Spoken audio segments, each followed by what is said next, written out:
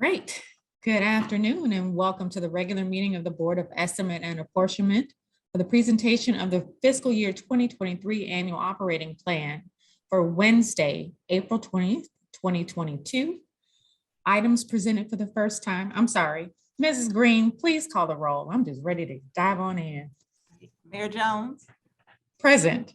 Comptroller Green, Here. President Reed, Here. all present. All right, now let's start this again.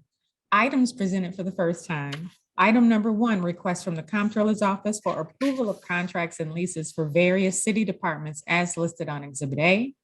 Item number 2, request from the Comptroller's Office for approval of intra-departmental and interdepartmental transfers from various city departments as listed on Exhibit B.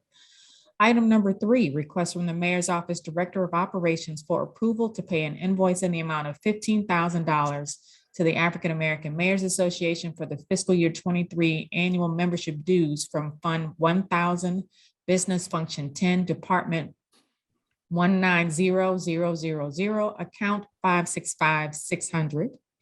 Item number 4, request from the Director of Parks, Recreation, and Forestry for approval to add 4 full-time lifeguard positions to the table of organization for the Recreation Division. Item number 5, request from the Commissioner of City Emergency Management Agency for approval of the following change to their table of organization.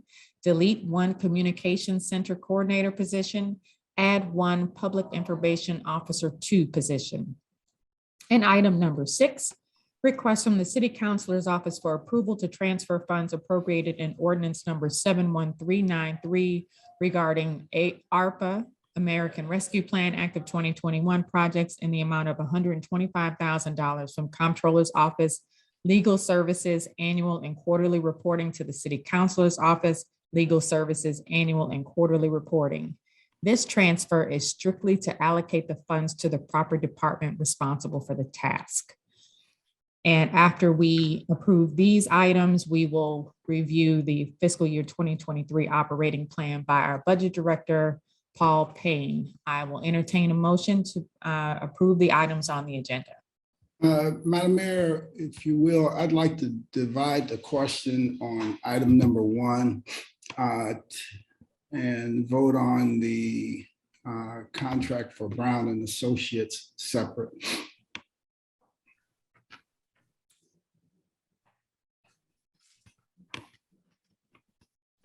And the contract under contracts and leases, it's item number 001, Department 420, Fund 1115, account number 566-68000 for $450,000 for starting on 5/01/2022 through 4/30/2025. Okay.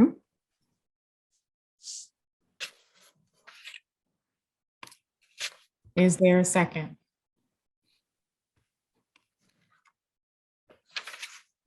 For division of the question, it doesn't take a vote, just takes a request to divide the question.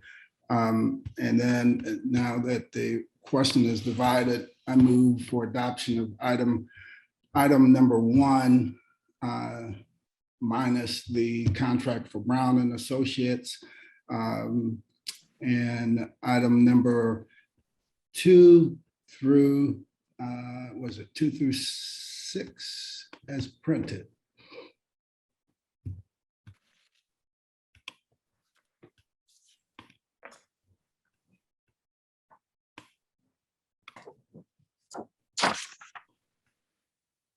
Madam Mayor, may I take a crack at making the motion? I Yes, move ma'am. for approval of items 1 through 6. Second. I will vote against that because, again, I've requested the division of the question. I'm asking you all in fairness to do this appropriately. Otherwise, we're going to have to come back and redo this entire list with all of these things because you are proceeding right now in an illegal manner. I'm just telling you, I will raise this as a as a major issue moving forward. We have to begin to operate within the confines of the legal structure that is afforded to us through this board of E&A. So again, I'm going to make my request. So, Mr. President, there is a motion and a second, and you did speak about that and ask for a legal, something legal. We do have the city councilor here that can speak to your comments that you had mentioned that you would go back and figure it out later, but let's figure it out right now. If I have made an improper motion that has been seconded, then we can figure that out here. And I will give you the courtesy based on whatever the city council says, if we need to go back, and I can adjust my motion. So give us a courtesy as well. I'm more than happy to do that. So Madam Councilor, there's been a request by a member of this commission to divide the question. The division of the question is a simple request. I've made that request to divide the question. I also made a motion to include everything except for the one item that was divided in proper form. That was ignored. Now there's an attempt to just move all of these things through without regard to the division of the question, which was requested. And I think probably there has to be a motion and then a division, right? So no, there isn't a motion to divide the question. The division of the question is a request, is a simple request. And any member has an opportunity to divide the question. It's not something that you vote on, the division of the question. Well, no. I'm not suggesting that you vote on it. I'm just saying, like, once the motion is made. So you asked to divide the question before the motion was made, right? So there wasn't a question, but now there is. So yeah. So am I correct that the one item is not part of the motion because the request was made to divide the question? Well, you're just asking on Madam Comptroller's motion to divide that question, right? No. So the way we began, I said I'd like to make the motion for adoption of these items, but I'm asking to divide the question so that we can vote on the contract for Brown and Associates, contract that, by the way, I did not see in any of these documents that we have here before us. A three-year contract. We don't know what the minority participation is in the contract, or nor details aside from what is listed on the list of contracts. So I'm not disagreeing with you, Mr. President. I think what I'm saying is you asked to divide the question before the motion was made. And Absolutely. So what I'm trying to help you by saying now I think you want to ask to divide the question now that the motion has been made, but your point that the request to divide the question is undebatable, I believe that's correct. Yes, exactly right. I just think the timing of your request was not. No, but I had made the motion. So it was, I did it earlier. I did it prior to now, and then the comptroller followed it up with another motion. So I'll make now that we have a second motion, I will request that we divide the question. Separating out line item, the line item for Brown and Associates under contracts and leases, line item 001,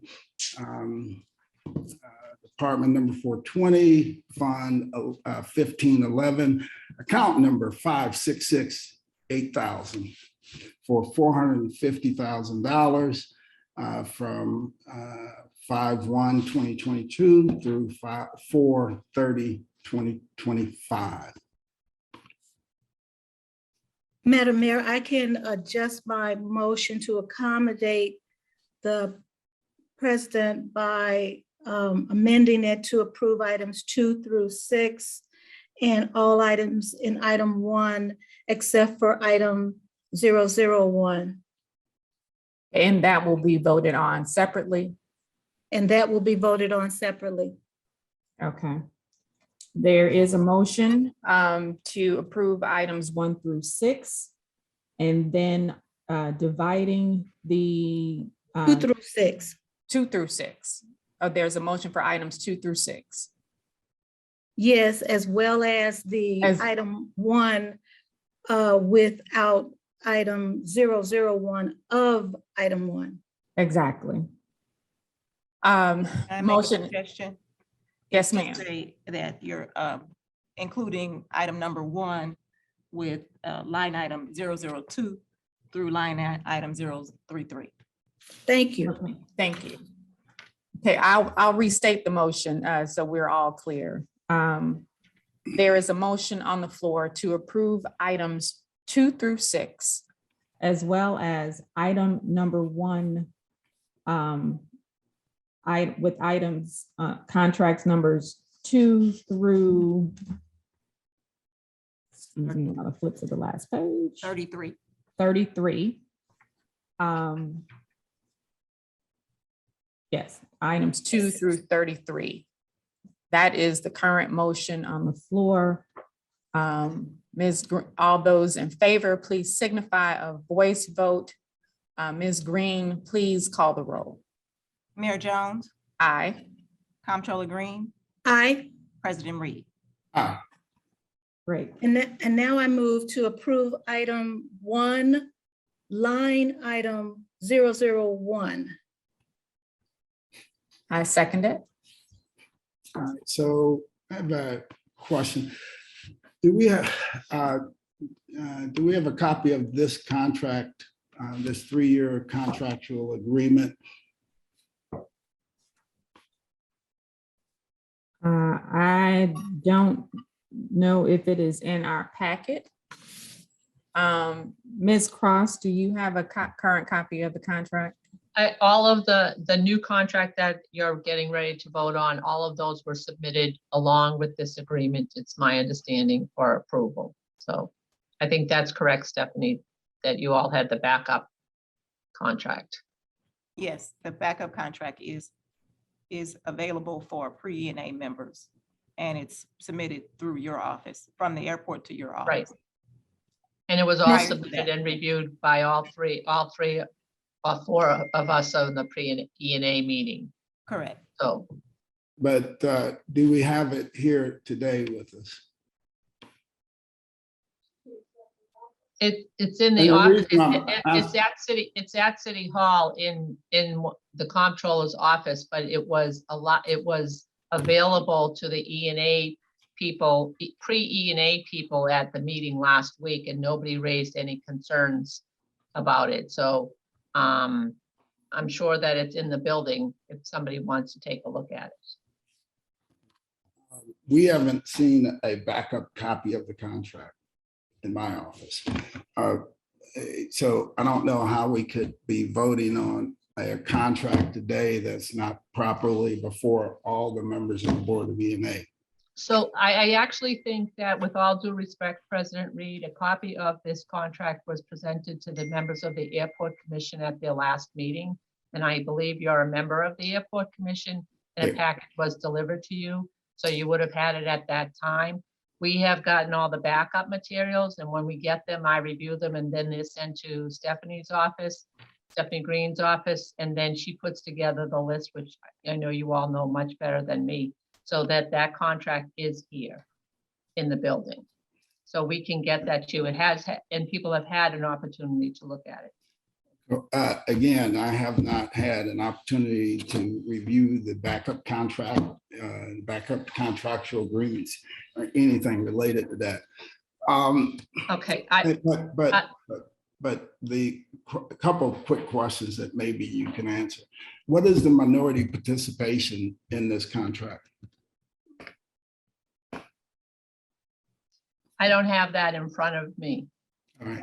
I know All that. right, so I think Can we you- should, I think if there is a move to vote on this today without all the proper information, then appears that no one on this Zoom call could, just answer basic questions related to this contractual agreement. I'm not prepared to vote on it today. So you all vote on it, but I will abstain today, and then move forward from there. Can, Yes, Nancy. Mayor Jones, can you hold on for 1 second? I just need to pull something up on my computer, so I might not be here for a second. Sure.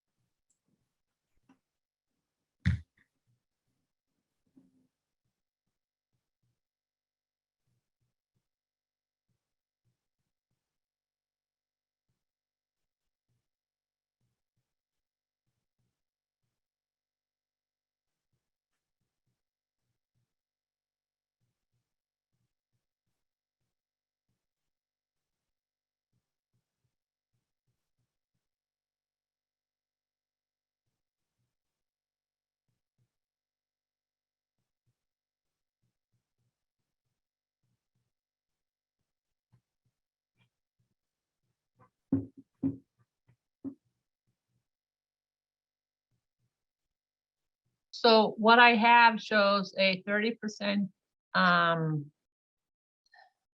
sorry, I'm trying to read from it.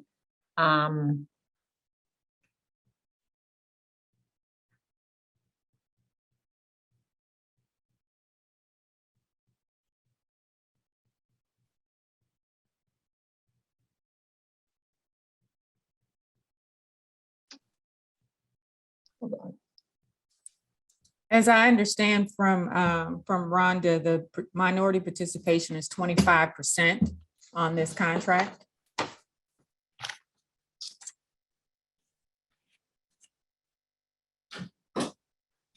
President Reed. Okay, sorry, I was on mute. Is that, so 25%, is that women-owned, minority-owned? It's actually a Black woman. Oh, great. And is that St. Louis based or? No, it's DC based So it's DC? because it's a DC contract. Well, you could still use a local female-owned firm. We've done that in the past. And then they, even though they consult in DC, their base of operations and their firm is located here in the city of St. Louis. It seems like some of the details on this is still a little sketchy. If you all want to vote it out, you can. I'm not prepared to vote on it today. Okay, that's fine. Madam Comptroller, whenever you're ready. I'm ready. I believe we have a motion on the floor for item number 001 of contracts. Ms. Green, all please vote by signify of aye or no. Ms. Green, please call the roll. Mayor Jones, Aye.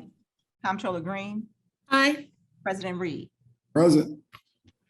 Okay, motion passes. We are done with the agenda, and now I'd like to turn it over to our our incomparable budget analyst, budget director, Mr. Budget himself, Mr. Paul Payne, for our annual fiscal year 23 annual operating plan. Mr. Payne, please take it away. Thank you, Madam Mayor, and Madam Comptroller, Mr. President. I'm going to share screen here, so if I give me a second. Let's see.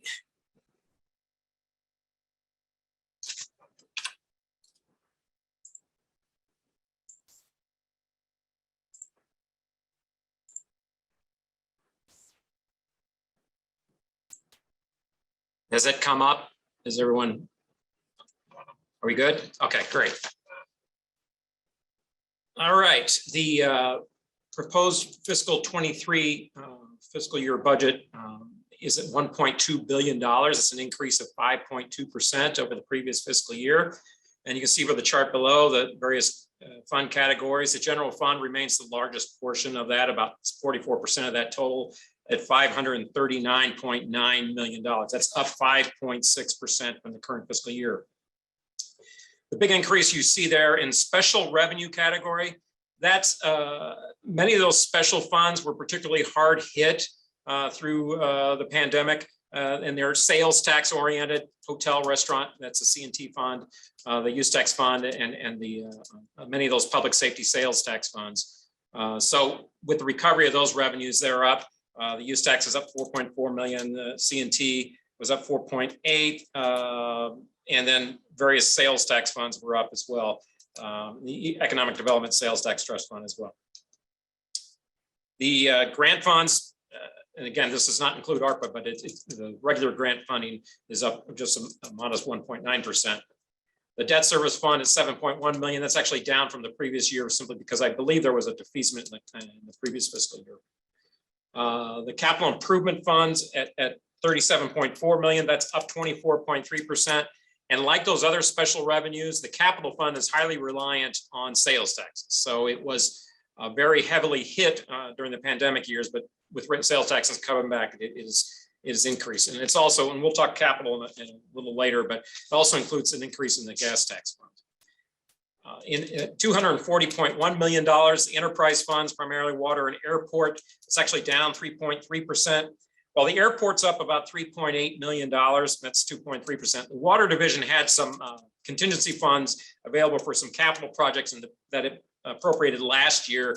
That was about $12.1 million, and now that it's not reappropriated. So that's why the water division budget, you'll see, is down. So that reflects that the primary reason for that decrease. Internal service fund category, 101.1 million. That's the funds that are charges among departments. It's got the health insurance, self-insurance fund. It's also got our internal service fund related to gasoline. So our health insurance was up 4.2%. And of course, rising gas prices as well increased those funds. These next 3 pages, I know they're busy. I wanted to share a little information behind some of our major revenues and how they've fared over these last couple fiscal years. And so this is sort of a continuation of our discussion last year. Again, the first graphic shows the earnings tax. Going back to the end of FY20, we had that drop of 24% because it was that deferral of the IRS deferred it. And then that picked back up in the first quarter of FY21. But during the depth of the pandemic, you saw the declines last fiscal year. Well, in the fourth quarter of FY21, it jumped 35.7%. Most of that is related to corporate earnings as opposed to individual holdings. So, and then through this fiscal year, it has you had the negative results in the first quarter because of that year-over-year comparison, but it was still exceeding estimates. So it was down, but it was exceeding estimates. And so through the fiscal year to date, it's up 1.3%, which is better than budget. And then, but if you compare it to FY20, which is the pre-pandemic quarters, it's up 6.4%, mostly driven by corporate receipts. Individual withholdings are only up about 2%. And if you look at the chart below in the payroll tax collections, that sort of bears that out. The payroll tax, which had declined significantly 7.1% the prior fiscal year, is actually up 11% this fiscal year, which is better than budget. But if you compare it to the pre-pandemic period, it's up only 2.3%. And in this age of inflation, you're still, I mean, so it may be catching up with pre-pandemic levels on nominal terms, but on inflation adjustment terms, it's still lagging. And you're going to see in the later charts, the hotel and restaurant taxes are still trailing pre-pandemic levels. In the sales tax, it was a similar story. You had this unprecedented decline in the previous fiscal year of over 21%, which is pretty close to budget estimates. Now this fiscal year, it's up, and it's been beating budget estimates. The third quarter is actually very close, but it's up 35%. But again, if you look at the pre-pandemic level, it was still trailing 0.6% from 2 years ago. So while it's recovering and it's doing better than budget, it's still it's almost about it's still yet to get to pre-pandemic levels. The only and on the second chart, the local use tax, the only receipts, the only source of revenue we've seen that's actually higher than it was pre-pandemic was the use tax. Because of everyone's being confined to home, you saw in FY21 net increase of 6.5%. The budget anticipated some pullback from there as the pandemic waned. We saw that in the first quarter, but since then it has continued to climb. And it's up 5.6% year to date. And overall, pre-pandemic, it's up 30%. And in the hotel and restaurant tax categories, I think this hotel tax revenue chart is like the pandemic in a nutshell.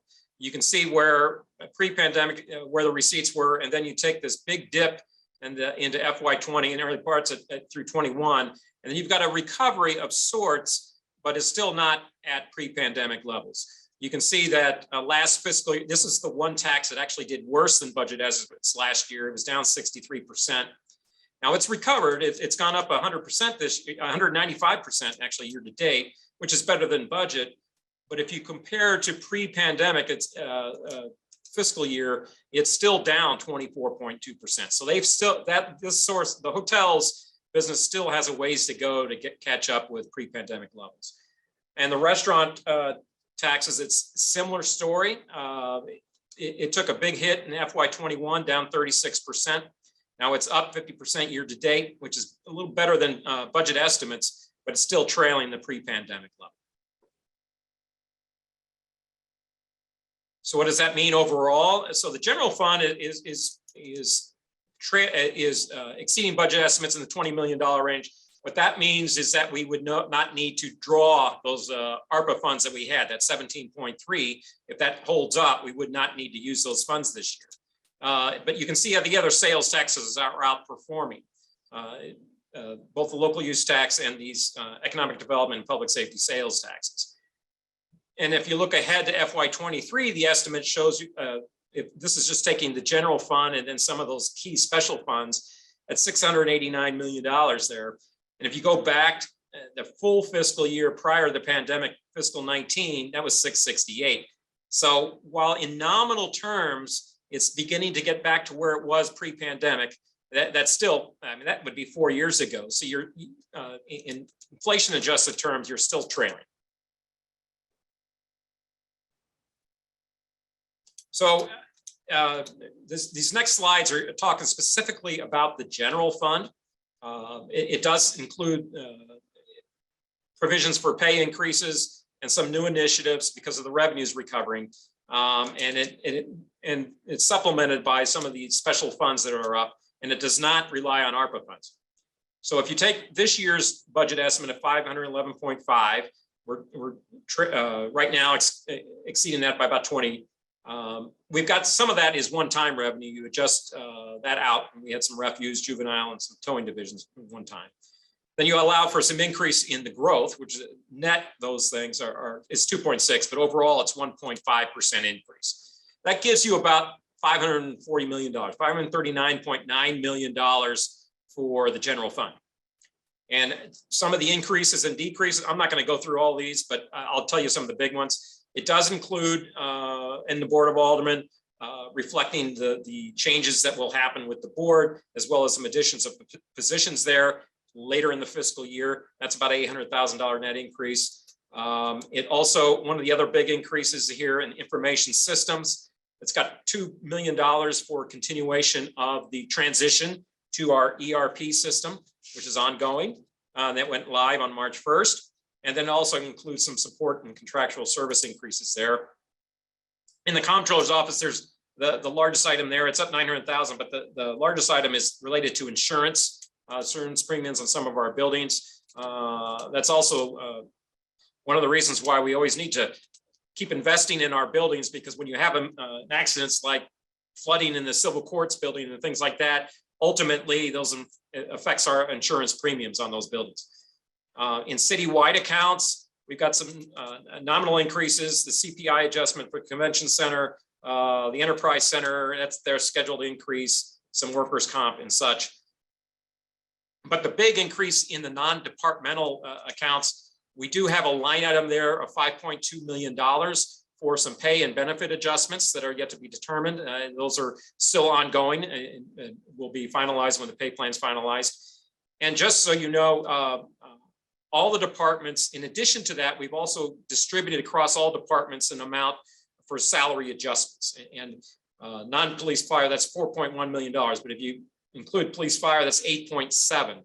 So within the general fund, there's 13.9 million for pay adjustments distributed. And overall, it's 17.1 million. So we do have some anticipation of the compensation adjustments in this budget. In terms of the employee retirement system, the actual contribution is about flat. You can see the percentage changes there, but it's overall it's going to be increasing because we've added positions. So we'll talk about pensions in a bit. And then our health insurance premiums were up about 4.2%. That's about a $500,000 increase over net. So through the various departments, and again, I'm not going to go through all these individually, but some of the big ones. The biggest increase on parks, we do have what we just actually approved in this year's, and in this meeting of the E&A about the lifeguards. There's some new positions there. But the big item there is in forestry division, where LRA will be paying an additional $950,000 for maintenance of LRA properties. So that's an item there. In judicial offices, some of the increases related to maintenance of the building, as well as electronic monitoring of individuals awaiting trial. And $900,000 increase in juvenile, they're doing some maintenance of that facility, and the full year's cost of the Raise the Age initiative that the state passed a couple of years ago. In the county offices, we have an increase in the election board because there is, as you know, we have off and on election years, next year's an election year, so we've got scheduled elections. And then some increases for the medical examiners that has been experiencing increases in their caseload in the cost of their contractual services. So that's about 0.8 million there.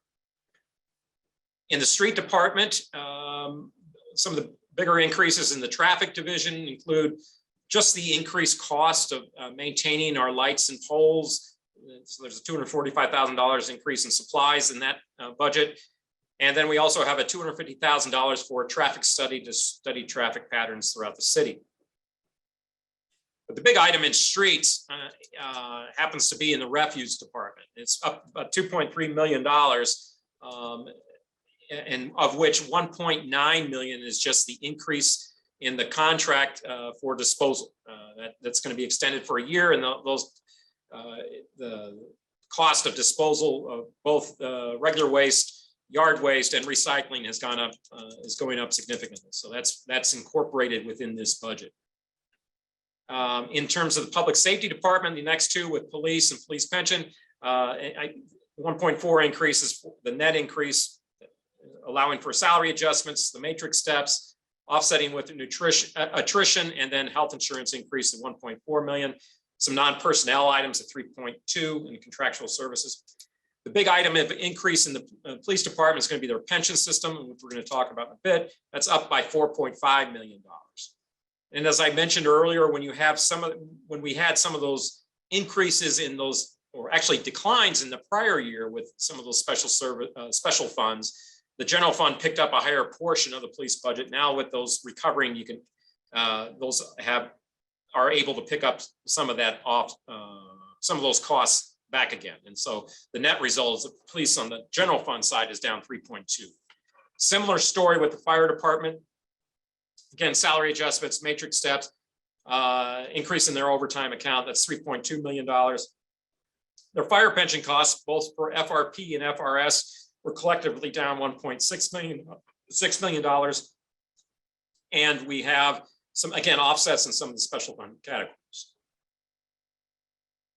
In terms of other public safety divisions within the Department of Public Safety, Director's Office, it sees 7 new positions, including the 3 client service coordinators related to their victim services unit.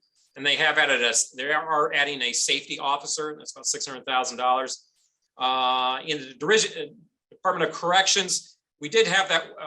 If you remember last year, we had the last year of funding for that federal reimbursement special fund. That was $5.9 million. That gets moved back to the general fund to fund some of those. I think some of the health contract costs, and as well as additional positions, correctional officers.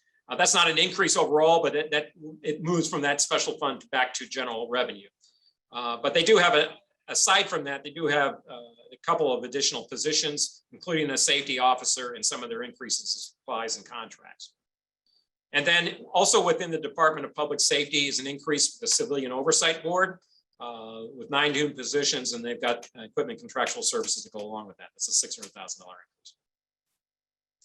There's some salary savings in the health director. Most of the health directors we'll talk about in a bit is in the use tax fund.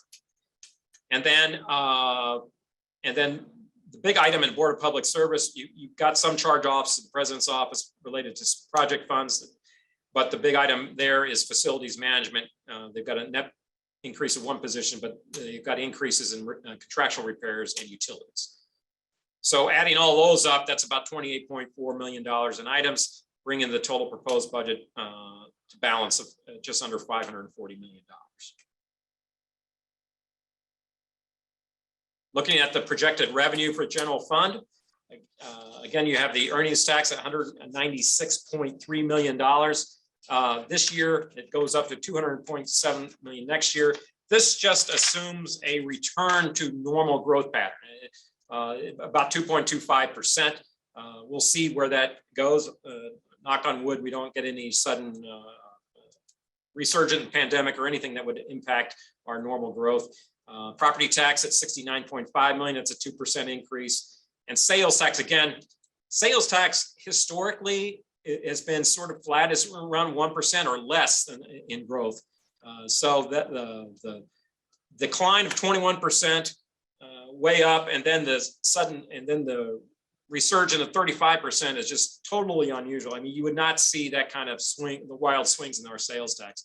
So this just assumes that it's going to return and stabilize at a normal base. And obviously we're going to obviously keep an eye on that one. Payroll tax at $42 million, it would be 2% increase. It's a slightly different base than the earnings tax, and it sort of trails that historically. Franchise utility tax at 49.1, that includes taxes on natural gas and electric. Intergovernmental receipts, some of the reason why that's down, you'll see the declines there. We do have some one-time sources of funds. Both the juvenile reimbursement was a catch-up for our raise the age legislation, so that it'll be higher, but it won't be as high as it was this year. We also are projecting, while we will get, and I'll talk about this in capital, we're projecting about 8.2 million in gas tax. It should be higher this year, but any increase related to the gas tax is going to be allocated to capital. So once they readjust for the census distribution, I'm expecting a drop in those receipts. And then our intangible tax, which is a tax on financial institutions, surged this year, and I'm bringing that back down to normal levels going forward. And department fees and fines, I'll jump down to that one. That's down 5.4%. we did have some one-time receipts I mentioned earlier in refuse and in towing, so that that's why you see a decline there. And then other, we've pulled in some revenues from the hotel and restaurant taxes that are overperforming this year for next year. Overall, the general fund would be up about revenues would be up 1.5%. And I've discussed many of the increases on the expenditures for general revenue. Again, in general government, the biggest item there is it's a increase for contractual services in the changeover of the ERP, and 10.8% for the comptroller's office. The biggest item there is the insurance. In non-departmental, the biggest item there again is the pay adjustments we have in that category. In forestry or in parks, the biggest item there is in forestry, where we have the $950,000 for LRA properties maintenance. Judicial office, as I mentioned earlier, county offices is the election board. In the street department, again, the biggest increase there is for refuse, where we've got that large increase related to waste disposal. And then you have the others. Public safety is not up as high simply because you have those other funds that are compensating for those increases. So overall, that is a 5.6% increase on budget. In some of the special fund categories, in the local use tax fund, and this I go 10 months simply because I've got that first month. We've got the reports for April that are deposited in the first part of the month. It's up 7.8%. Got an estimate of 43.8 million or this year and 44.5 million for next year. And plus, we're appropriating the excess that we accumulated this year into next year. And you can see where the appropriations are. You have the formula appropriations, was affordable housing. It's actually 5 that we've been giving them $6.5 million in recent years, and that would still be maintained at that level. And we got 5 million for healthcare and 3 million for building demolition, which leaves 35.1 million in the excess use tax trust fund. In terms of the uses of those funds, pretty much the same. Police departments, again, offsetting some of the general fund increases, is up 2 million at 17.8. But the big item here is in the health department. They're up about 22 positions and $2.2 million. The majority of that is in a new behavioral health unit. We've got 15 positions and 1.5. I think that was $1.2 million for the behavioral health unit of the health department. In the economic development sales tax fund, again, sales tax, we've got 10 months there. It's up 35% year to date. The estimate for next year, 21.4, but it also had some unspent prior year funds, which we're appropriating this year. And if you recall that these funds are been allocated by ordinance. There's a formula. 60% of those go to transit. So that would be 12.7 million next year. And I should point out that at the end of this current fiscal year in that transit fund, there should be in excess of $52 million. So that has been accumulated over the years, pending whatever plans are for expanding transit in the city. 10% of these funds are allocated to neighborhood stabilization, and including a 3.6 million unfunded previous balance. We've got, these are the two agencies that operate under that category, or PDA. The biggest item there is a new item, is a $630,000 for SLDC neighborhood managers and a contract item. And then in CDA, there is a proposal to provide $1 million for building stabilization, as well as another $500,000 for vacant building restoration. So there are some new initiatives in that proposal. In the 10% for workforce development, which includes 1.7 million from prior years, the two offices that appropriate or use those funds are Slate and the Director of Human Services. And in the Slate budget, this includes $1 million for a proposed new office for Slate in the North City. And in the public safety component of this tax includes funds provided for the 911 increment costs that the comptroller's office maintains. We do have the mass notification system for SEMA. And then within BPS, there's going to be a review of what we need to do about the SEMA sirens and the capital discussions, they said to replace the whole system would be about $4 million, and we need to review that. But in the meantime, we've got an item providing for $350,000 for repairs to the sirens, and then remaining items, $2.6 million for PSAP. And then the final 10% of those funds are allocated to the capital fund. That's $2.1 million. And another major fund, which is we call Prop P, but technically it's the sales tax related to Prop P, and then the use tax portion that provided additional revenues to the use tax with the increase in the sales tax. The sales tax estimate of 21.4 million, including some prior year balances. By ordinance, 66% it goes to the police department. That would be, if you include the balance, it'd be $15.6 million. 28% is allocated to the fire department, $6.8 million, including the balance. And then 6% of the circuit attorneys is 1.3 million, or 23.7 million. And these, for police and fire, these go for the payment of the cost of the $6,000 pay increase from a few years ago, plus the subsequent pay increases that we're contemplating. In the use tax fund at $5.2 million plus prior year balances of 2.4. We've got, again, by formula ordinance allocation, 25% for after school programs. These are Director of Public Safety of $500,000 in the police cadet program of $700,000. The circuit attorney also gets 7.7% of this piece as well. And including a $1.2 million balance, their office includes a public integrity unit, as well as a witness protection program of totaling $1.6 million.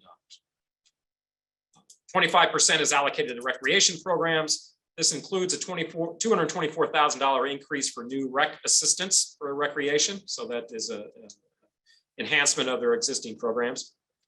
17.3% of this is for building demolition, including a balance. So that's $100K balance. That's $1 million allocated for building demo. And 25% for human services and mental health, including a $657,000 balance. And that's a $2 million appropriation. And that brings that total use tax portion to $7.5 million. As I mentioned earlier, the capital fund budget 37.4 million is an increase of 7.3%.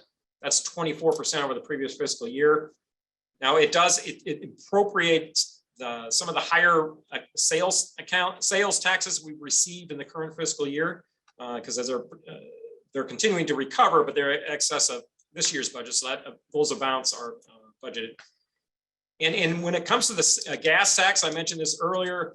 It's got a $1.5 million increase related to the gas tax. So what this would propose is, once the state reassesses based on census, and we expect that to be about 8.2 million in general revenue, anything over and above that amount would be allocated to capital for roads and bridge improvements. So that is a $1.5 million increase anticipated for next year, and then it will be higher in subsequent years after that census reallocation occurs. And then all the other capital half-cent sales tax receipts are allocated per ordinance. And you can see the allocation per the pie chart below.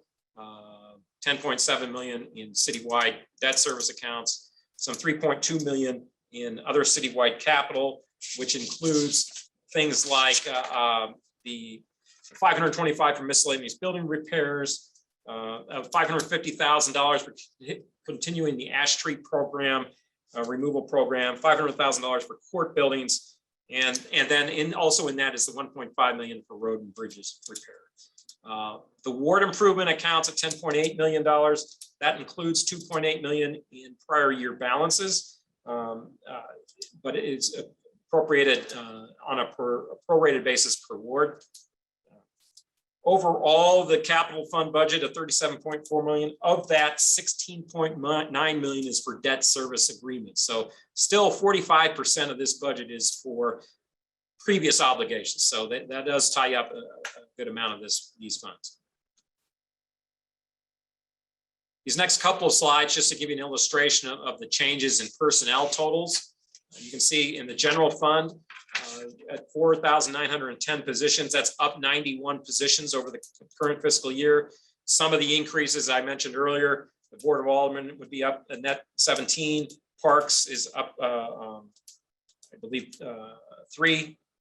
Corrections is up 10 because of that move of the one that's from the special fund. Directors of Public Safety is up 7. Of course, the Civilian Oversight Board's up 9, and they're just scattered throughout various departments. And there's schedules in the AOP that you can back that up. In the special fund categories, that 34, it's at 581 total. 34 of it is an increase over the prior year. The biggest increase there is about 22 new positions for the Department of Health. In the grant fund categories at 216, that's a decline of 14. The biggest decrease there is in police hiring grants. They're down about 15. Otherwise, police has been held the same number of officers.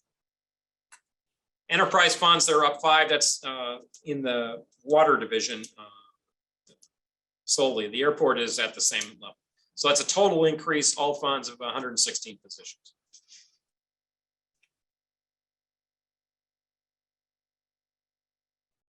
Paul was on a roll. All right, it looks like we had a disconnect. So let me get back.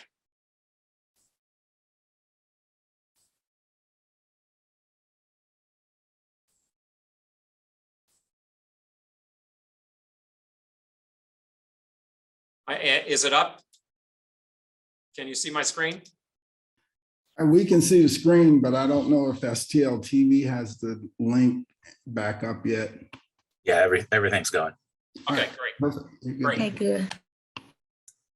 So the pension costs are nearly $5 million increase this year. You can see where the increases are. Police pensions, I mentioned, is up $4.5 million. The fire pension, the 2 systems are down $1.8 million. That includes airport, which shares in the fire system. And then ERS is up $2.2 million. Again, most of that's related to new positions as opposed to the increase in contributions. And I include this synopsis of the valuations for each of our 4 of our pension systems each year. From a funded status, they're actually pretty decently funded. And when you look at an 80% level, you're approaching that. But it's the cost is so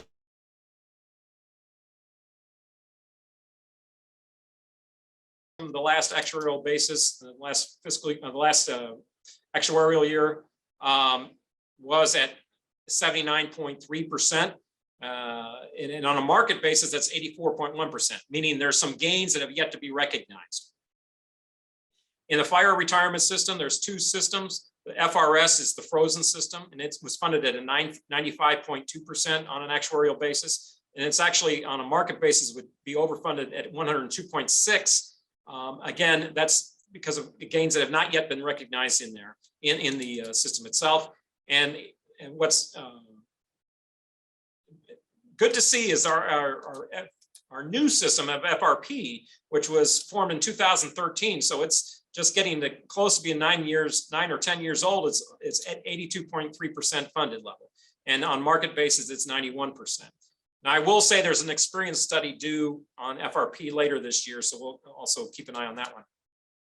Police retirement, just under 80% funded on an actuarial basis, but with the gains in the last few years, it's 85.4% on a market basis. And we still have debt service of about $11.2 million per year to fund the pension debt from 2007. And you can see the total costs of about $92.9 million. So while the systems are improving on their funded status, the costs still are going up. So it's something that is continuing to challenge our ability on terms of areas of compensation and what we have available. Now, another area where we've seen some progress is our unreserved general fund balances. Going back to the last recession, we had a serious draw on that because of that. Those 2 bad years, and we struggled for many years to get it back up. And only in recent years have we seen an increase since FY20. So we've begun to get past these thresholds. For a while, we were below our 5% minimum. In the last fiscal year, or end of FY21, we exceeded our 10% minimum. The GFOA, which is the Government Finance Officers Association, they have a goal of meeting 2 months of regular operating fund revenues, which would be 16.6%. We are currently in this fiscal year $68.3 million, which is 13.4% of the current year's budget. Depending on how we finish next year, and I don't have that in here yet, we are getting closer to the GFOA guidance level. But so we've been making some progress on the unreserved general fund balance, and so that's a good thing. And of course, it's important just looking back with the recession, the severity of the last recession we had, and then the pandemic that we just went through underscores the importance of maintaining those balances. So finally, just to recap, the FY23 budget, all funds of 1.21 billion. That's a 5.2% increase. General fund at 539.9 million is a 5.6% increase, with most revenues returning to pre-pandemic levels on nominal terms. However, restaurants and hotels are still recovering. Some of the budget highlights include $17.1 million in all funds to address payment and benefit increases. Of that total, 13.9 million is the general fund, with 8.7 million scattered throughout the departments in a 5.2 million in a citywide account. That's pending the completion of the negotiated pay plan. We got $4.9 million in net increase in pension costs, $2.5 million in ITSA for ERP management, 1.9 million in an increase in the waste disposal and refuse, 2.1 million in increase in the health department for new, of which majority of that is for a new behavioral health unit. We've got $1.5 million in economic development funds for CDA for building stabilization and redevelopment, 1.2 million in Prop P funds for the circuit attorney and an integrity unit and witness protection. And we've got some smaller amounts here, 950,000 for forestry and weed debris maintenance for LRA properties, 800,000 increase in the Board of Aldermen for some staff reorganization once the wards are reduced, $600,000 increase for 9 new positions as a civilian oversight board, and a $600,000 increase for Director of Public Safety involving the victim services and a new safety officer. Meanwhile, the capital budget's up at 37.4 million, is up $7.3 million, including a gas tax revenue allocation. And finally, this budget does not incorporate, neither includes nor relies upon ARPA for balancing the budget. However, we do, ARPA is still available should there be some shock to the system and revenues fall short. It's available as a backstop. And that concludes budget presentation. I'll available for questions. I'll take any. Great, thank you, Paul. Are there any questions for Mr. Payne about the fiscal year 23 budget? I'd just like to thank him. Did a beautiful job again on the budget. You carried us through some really tough years with COVID, and we managed to put another good budget together.